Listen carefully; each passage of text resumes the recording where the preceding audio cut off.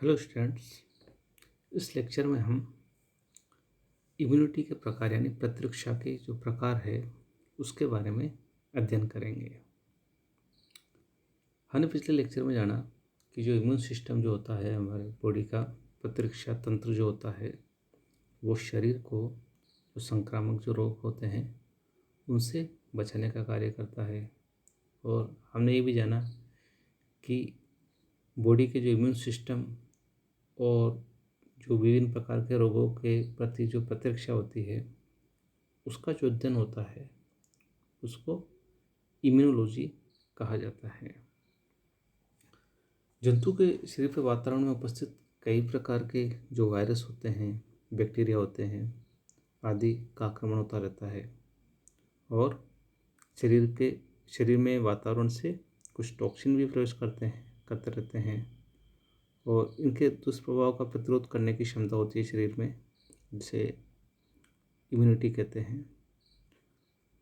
Voltaire नामक वैज्ञानिक ने इस ओर ध्यान आकर्षित किया था कि जो चेचक होता है उससे ग्रसित जो रोगी होते हैं उनमें कुछ रोगियों की तो मृत्यु हो जाती है, जबकि कुछ रोग से संघर्ष करने के बाद स्वस्थ हो जाते हैं। मतलब रोग से संघर्ष करने की जो क्षमता होती है उसी को ही इम्यूनिटी कहा गया है। टाइप्स ऑफ इम्यूनिटी की हम बात करें तो विभिन्न प्रकार की जो संक्रामक रोगों से लड़ने की जो क्षमता होती है उसके हेतु विभिन्न प्रकार की प्रतिरक्षा पाई जाती है। जैसे एक होती है सहज प्रतिरक्षा, जिसे इनेट इम्यूनिटी कहते हैं, और दूसरी होती है उपार्जित प्रतिरक्षा, जिसे एक्वायर्ड इम्यूनिटी। सहज प्रतिरक्षा और उपार्जित प्रतिरक्षा, इनेट इम्यूनिटी और एक्वायर्ड इम्यूनिटी, ये दो मोटे मोटे प्रकार में हम इम्यूनिटी को डिवाइड कर सकते हैं। सबसे पहले हम बात करते हैं इनेट इम्यूनिटी या सहज प्रतिरक्षा की। तो सहज प्रतिरक्षा जो होती है वह जीवों में जो पैथोजेंस होते हैं उनसे लड़ने की क्षमता जन्म से ही पाई जाती है। सहज प्रतिरक्षा जो होती है इनेट इम्यूनिटी, वह संक्रमण के प्रति एक ऐसा प्रतिरोध है जो व्यक्ति विशेष अपना आनुवंशिक व संगठन व बनावट में धारित किए रहता है। यानी उनका हर व्यक्ति का जो जेनेटिक स्ट्रक्चर होता है वो उस प्रकार का होता है कि उसमें रोगों से बचाव की क्षमता पाई जाती है। प्रतिरक्षा की क्षमता का संबंध आनुवंशिक होता है। इन्हें जो प्रतिजैविक पदार्थों के लिए बाह्य स्रोत पर निर्भर नहीं रहना पड़ता। सहज प्रतिरक्षा की क्षमता नॉन स्पेसिफिक होती है। हमने पिछली बार जाना है कि स्पेसिफिक और नॉन स्पेसिफिक तरह का जो डिफेंस मैकेनिज्म होती है, तो जो सहज प्रतिरक्षा होती है वो नॉन स्पेसिफिक होती है और इसको 3 स्तर में डिवाइड किया जा सकता है। एक तो होता है व्यक्तिगत लेवल पर, जिसे इंडिविजुअल लेवल कहते हैं। दूसरा वर्गीय, जिसे स्पीशीज कहते हैं। तीसरा रेशियल, जिसे प्रजाति प्रतिरक्षा कहते हैं। इंडिविजुअल या व्यक्तिगत इम्यूनिटी की बात करें तो हम देखते हैं कि किसी व्यक्ति विशेष में रोग के प्रति प्रतिरक्षा की क्षमता पाई जाती है जो कि किसी दूसरे व्यक्ति में नहीं पाई जाती है। इसका मतलब ये है कि एक किसी पर्टिकुलर व्यक्ति में एक रोग प्रतिरक्षा की क्षमता हो सकती है जबकि दूसरे में उस रोग के प्रति प्रतिरक्षा की क्षमता नहीं होती है। इसे व्यक्तिगत प्रतिरक्षा कहते हैं। जैसे इसका एग्जाम्पल हमने अभी वर्तमान में कोविड-19 चल रहा है, उसमें भी हम देखते हैं कि कुछ लोग ऐसे होते हैं जिनमें क्या कि कोविड-19 जो बीमारी के संक्रमण में आ भी जाते हैं वो, तो ये वायरस उनके बॉडी पे ज़्यादा असर नहीं डालता। और कुछ लोग ऐसे हैं जिनमें तो सिम्टम भी नहीं आते हैं, पॉजिटिव आने के बाद भी उनके टेस्ट पॉजिटिव आ रहे हैं, उनमें सिम्टम नहीं आ रहा है। और कुछ ऐसे हैं जिनमें जब एक बार वो पॉजिटिव आ जाते हैं तो काफ़ी कॉम्प्लिकेशन शुरू हो जाते हैं। तो ये डिफरेंस है वो व्यक्तिगत स्तर के ऊपर जो उनकी इम्यूनिटी है उस पर्टिकुलर रोग के प्रति, जैसे कोविड वाले मामले में जो कोरोना वायरस है उसके प्रति जो इम्यूनिटी है उसका डिफरेंस है। इस डिफरेंस की वजह से क्या है कि एक व्यक्ति तो बच रहा है और एक व्यक्ति उससे काफ़ी उसकी बॉडी पे काफ़ी नेगेटिव असर हो रहा है, यहाँ तक कि कुछ केसेस में जान भी जा रही है। तो ये व्यक्तिगत प्रतिरक्षा का मामला है। दूसरा हम बात करते हैं वर्गीय प्रतिरक्षा या स्पीशीज इम्यूनिटी की। तो स्पीशीज इम्यूनिटी क्या है कि कुछ विशेष वर्ग या कुछ विशेष एनिमल स्पीशीज होती है जिनमें कुछ डिजीज़ नहीं पाई जाती है। फॉर एग्जांपल ह्यूमंस की हम बात करें तो ह्यूमंस में कुछ डिजीज़ पाई जाती है, जैसे कोलेरा, पोलियो, सिफिलिस आदि होते हैं जो दूसरे अन्य मैमल्स में नहीं होते हैं। तो यह इस तरह की जो इम्यूनिटी होती है वो स्पीशीज इम्यूनिटी कहलाती है। तीसरा है रेशियल इम्यूनिटी यानी प्रजाति प्रतिरक्षा। इसकी हम बात करें तो कुछ रोगों के जो प्रभाव होते हैं वो मनुष्यों की हम बात करें तो मनुष्य के जो अलग अलग प्रजातियां हैं, रेस है, उनमें कुछ विशेष प्रकार के जो बीमारियां होती है उसके प्रति प्रतिरक्षा पाई जाती है। फॉर एग्जांपल निग्रो प्रजाति जो है मनुष्यों की, उनमें येलो फीवर नहीं होता है। येलो फीवर के प्रति वो रेजिस्टेंट होते हैं, इम्यून होते हैं। जबकि दूसरी जो रेसेज है मनुष्यों की, उनमें येलो फीवर पाया जाता है। इसी प्रकार अल्जीरिया की जो भेड़ें होती है और यूरोप की भेड़ें होते हैं, उनमें एंथ्रेक्स जो बीमारी होती है उसके प्रति जो इम्यूनिटी है उसमें डिफरेंस पाया जाता है। तो ये 3 अलग अलग प्रकार का जो लेवल होता है सहज प्रतिरक्षा का। उसके बाद प्रश्न उठता है कि जो सहज प्रतिरक्षा है उसको कौन से कारक है जो प्रभावित करते हैं, कौन से ऐसे कारक है जिससे सहज प्रतिरक्षा प्रभावित होती है। तो सबसे पहला है वो है एज, आयु, यानी आयु के साथ साथ रोग प्रतिरक्षा की क्षमता में भी परिवर्तन हो जाता है। जैसा कि हम कोविड के केस में देखें तो कोविड-19 की जो बीमारी है, इसका जो रोगजनक है कोरोना वायरस, वो अधिक आयु के जो लोग हैं उस पर ज़्यादा असर कर रहा है, क्योंकि अधिक आयु के जो व्यक्ति है वो इसके प्रति कम प्रतिरक्षा रखते हैं। दूसरा है पोषण का भी जो इनेट इम्यूनिटी होती है, सहज प्रतिरक्षा उस पर असर होता है कि अगर अच्छा पोषण मिल रहा है तो व्यक्तियों में उस किसी रोग के प्रति लड़ने की क्षमता अच्छी पाई जाएगी। लेकिन अगर कोई कुपोषण से पीड़ित है तो कुपोषण का फलस्वरूप जो इम्यून सिस्टम है वो भी कमज़ोर हो जाता है। इसके बाद जो अगला फैक्टर है वो है हार्मोन्स। तो शरीर में कई रोग होते हैं जैसे डायबिटीज़, हाइपोथायराइडिज्म आदि। इन रोगों से जो कि हार्मोन से संबंधित होते हैं, इनसे इम्यूनिटी पर नेगेटिव असर पड़ता है।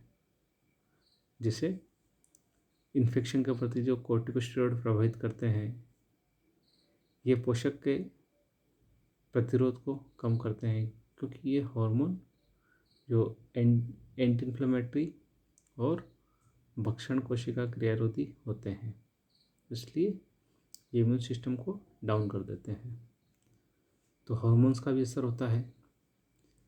इसके बाद लिंग भेद होता है, सेक्स डिफरेंस, कि अगर एक स्पीशीज है उसमें भी मेल और फीमेल में जो सहज प्रतिरक्षा होती है उसकी क्षमता कई बार सामान्य होती है। जैसे हेपेटाइटिस और वुफिंग कफ नर की तुलना में मादाओं में अधिक पाए जाते हैं। तो यहाँ जो सेक्स डिफरेंस है वहाँ पे भी इम्यूनिटी, जो इनेट इम्यूनिटी है, उसके ऊपर चेंज हो रहा है।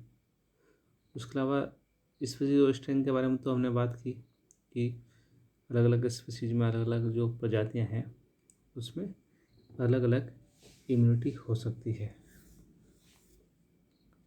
अब प्रश्न उठता है कि जो इनेट मैकेनिज्म इम्यूनिटी है वो किस प्रकार कार्य करती है। तो जो इनेट इम्यूनिटी है वो नॉन स्पेसिफिक है, जैसा कि हमने भी जाना।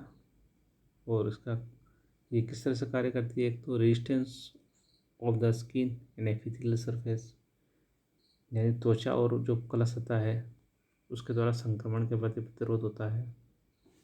त्वचा और जो म्यूकस मेम्ब्रेन होती है जो शरीर का आवरण बनाती है, वो क्या करती है कि माइक्रो ऑर्गेनिज्म होते हैं जो रोगजनक होते हैं उनके शरीर में प्रवेश को रोकती है। इससे शरीर को रक्षा मिलती है। तो ये एक प्रकार का मैकेनिकल या फिजिकल बैरियर है।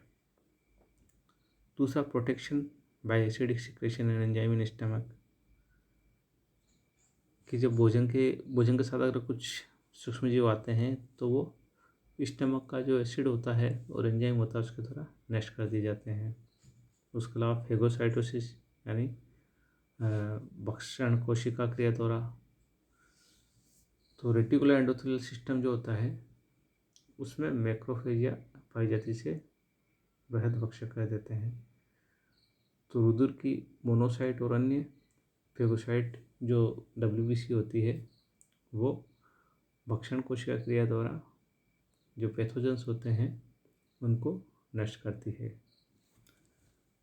उसके अलावा फिर रुधिर और ऊतकों के जो प्रतिजीवाणु होते हैं, एंटी बैक्टीरियल पदार्थ यानी antibacterial substance in blood and tissue. तो रुधिर में यानी ब्लड में से कई केमिकल्स उपस्थित होते हैं जो बाहरी जीवों, रोगजनकों और टॉक्सिन के प्रभाव को नष्ट करते हैं, जैसे लाइसोजाइम, बेसिक क्षारीय पॉलीपेप्टाइड, कॉम्प्लीमेंट सिस्टम, और जो मसल्स में जो लैक्टिक अम्ल होता है वो। तो ये जो टॉक्सिन्स होते हैं या पैथोजेंस होते हैं उनके प्रभाव को कम करते हैं। उसके अलावा इंटरफेरॉन जो होते हैं कि अगर कुछ कोशिकाएं वायरस से संक्रमित हो जाती है तो वो इंटरफेरॉन सिक्रेट करती है। और ये प्रोटीन क्या करते हैं कि दूसरे कोशिकाएं होती हैं उनको एंटीवायरल प्रोटीन उत्पन्न करने के लिए स्टिमुलेट करते हैं, प्रेरित करते हैं, जिससे क्या होता है कि वायरस का प्रभाव नष्ट कर दिया जाता है। और जो इंटरफेरॉन्स होते हैं ये नेचुरल किलर सेल्स कोशिकाओं को भी प्रेरित करते हैं, उत्तेजित करते हैं, जिससे ये कोशिकाएं उन पोषक कोशिकाओं को पहचान कर लेती हैं जिसमें वायरस प्रेजेंट है, और इन वायरस वाली कोशिकाओं को ये जो नेचुरल किलर सेल्स है वो नष्ट कर देती है। फिर नेचुरल किलर लिम्फोसाइट, ये बाहरी कोशिकाओं, ट्यूमर कोशिकाओं और अन्य संक्रामक कोशिकाओं की पहचान करके उसे नष्ट कर देती है। तो ये सहज जो इम्यूनिटी है, सहज प्रतिरक्षा, इनेट इम्यूनिटी, वो इस प्रकार कार्य करती है। उसके बाद हम बात करते हैं एक्वायर्ड इम्यूनिटी की, यानी उपार्जित प्रतिरक्षा की। तो सभी जीवों में सभी रोगों के प्रति प्रतिरक्षा की क्षमता नहीं पाई जाती है। ऐसा नहीं होता कि जन्म के साथ ही व्यक्तियों में हर रोग के प्रति प्रतिरक्षा होती है। कुछ रोगों के लिए ये जो क्षमता होती है ये बाह्य स्रोत से शरीर में प्रवेश करा के उत्पन्न की जाती है। इस प्रकार की जो इम्यून सिस्टम होता है, इम्यूनिटी होती है, वह जीवन भर जब ज़रूरत होती है तब ग्रहण करनी पड़ती है। और इस प्रकार की जो प्रतिरक्षा होती है उसको बोलते हैं एक्वायर्ड, यानी उपार्जित, यानी जिसको ग्रहण किया जाता है। और उपार्जित जो प्रतिरक्षा होती है वो एक निश्चित अवधि होती है और इस अवधि के समाप्त होने के बाद इसका प्रभाव नष्ट हो जाता है। इस प्रकार जो एक्वायर्ड इम्यूनिटी होती है वो टेम्परेरी होती है, जैसे वैक्सीन्स और प्रतिजीवी द्वारा कई भयंकर रोग जैसे चेचक, tetanus, yellow fever, influenza, polio आदि के प्रति इम्यूनिटी प्राप्त की जाती है। जो एक्वायर्ड इम्यूनिटी है यानी उपार्जित प्रतिरक्षा वो दो प्रकार की होती, तो सक्रिय और दूसरी निष्क्रिय। सक्रिय यानी एक्टिव एक्वायर्ड इम्यूनिटी और निष्क्रिय यानी पैसिव एक्वायर्ड इम्यूनिटी। सक्रिय प्रतिरक्षा जो होती है उसमें जो रेजिस्टेंस होती है प्रतिजन के द्वारा उद्दीपन मिलने पर उत्पन्न होता है। यानी जब एंटीजन जो होता है, एंटीजन एंटीबॉडी के बारे में हम आगे बात करेंगे, जो एंटीजन होता है उसके द्वारा जब उद्दीपन मिलता है तो ये इम्यूनिटी उत्पन्न होती है। होता क्या है कि एंटीजन जब बॉडी में प्रवेश करता है तो उससे बॉडी का जो इम्यून सिस्टम होता है वो एक्टिव हो जाता है, जिससे एंटीबॉडीज़ का निर्माण होता है। और जो एंटीबॉडीज़ होते हैं और किसी पर्टिकुलर डिजीज़ के प्रति प्रतिरोधकता या इम्यूनिटी उत्पन्न करते हैं। अब ये जो सक्रिय प्रतिरक्षा है ये भी दो प्रकार की होती है, एक तो नेचुरल और एक आर्टिफिशियल। नेचुरल यानी प्राकृतिक और दूसरी कृत्रिम। प्राकृतिक की हम बात करें तो ये एक नेचुरल तरीके से होती है। जैसे मान लो किसी व्यक्ति को कोई रोग हो गया, जैसे फॉर एग्जांपल चेचक हो गया, और उससे वो ठीक हो जाता है तो उस व्यक्ति को वापस चेचक के रोग नहीं होता, क्योंकि उस चेचक का जब पहले आक्रमण हुआ, शरीर में प्रवेश हुए चेचक के जो पैथोजेंस, तो उनके खिलाफ जब शरीर ने एक्शन लिया, इम्यून सिस्टम जब एक्टिव हुआ तो वो एक तरह से इम्यूनिटी डेवलप हो गई उसके लिए। अब कृत्रिम की हम बात करें तो उस प्रकार की जो प्रतिरक्षा होती है वो किसी व्यक्ति या प्राणी के शरीर में वैक्सीन लगाने से उत्पन्न की जाती है। और शरीर में जो ये वैक्सीन के रूप में क्या करते हैं कि एंटीजन जो होते हैं प्रतिजन वो प्रवेश कराए जाते हैं। और जब एंटीजन बॉडी में जाएंगे तो क्या होगा कि जो बॉडी का इम्यून सिस्टम है वो एक्टिव होके उनके प्रति वो क्या करेगा, एंटीबॉडीज़ बनाएगा। और वो एंटीबॉडीज़ क्या है कि शरीर में बने रहेंगे और आगे फ्यूचर में उस प्रकार के जो पैथोजन होते हैं उनका अगर अटैक होता है तो उससे बॉडी की रक्षा करते हैं। हम जानते हैं कि कई तरह के टीके लगते हैं, जैसे कुछ बैक्टीरियल टीके होते हैं, कुछ वायरल टीके होते हैं और कुछ ऐसे टीके होते हैं जो बैक्टीरिया के प्रोडक्ट से बनते हैं। तो ये जो टीके होते हैं इनके द्वारा जो पैथोजेंस होते हैं रोगजनक, उनको मृत या क्षीणीकृत अवस्था में, कमज़ोर अवस्था में बॉडी में प्रवेश कराया जाता है। जैसे बैक्टीरियल जो टीके हैं BCG या ट्यूबरक्लोसिस, BCG का जो होता है TB के लिए। वायरल टीकों की हम बात करें तो जैसे पोलियो के जो टीके लगते हैं, और बैक्टीरियल प्रोडक्ट की हम बात करें तो डिप्थीरिया और टिटनेस के जो टीके लगते हैं वो बैक्टीरियल प्रोडक्ट होते हैं। उसके बाद हम बात करते हैं एक्टिव में। तो हमने देखा कि इसमें क्या है कि बाहर से एंटीजन प्रवेश होते हैं और बॉडी उनके खिलाफ इम्यूनिटी डेवलप करती है। निष्क्रिय में क्या होता है कि इसमें जो प्राणी हो, जो भी जीव है, उसमें प्रतिजन या एंटीजन के प्रवेश से प्रतिरक्षा की क्षमता उत्पन्न नहीं होती है। ऐसा इसलिए होता है कि जब निष्क्रिय उपार्जित प्रतिरक्षा जो होती है उसमें जो होस्ट के शरीर में प्रतिरक्षा की क्षमता उत्पन्न करने के लिए रेडीमेड एंटीबॉडीज प्रवेश कराए जाते हैं। वहाँ एंटीजन प्रवेश नहीं करते हैं, एंटीबॉडीज प्रवेश करते हैं, जिससे रोग से शीघ्र बचाव हो जाता है। ये भी दो प्रकार के होते हैं, एक तो आर्टिफिशियल यानी कृत्रिम निष्क्रिय इम्यूनिटी और दूसरा सक्रिय। कृत्रिम की हम बात करें तो कृत्रिम जो एंटीबॉडी उत्पन्न करने के लिए क्या होता है कि जैसा कोई जानवर होते हैं, पशु होते हैं, उनके शरीर में पैथोजन या जो एंटीजन होते हैं वो प्रवेश कराए जाते हैं, जिससे इनके शरीर में एंटीबॉडी बन जाते हैं।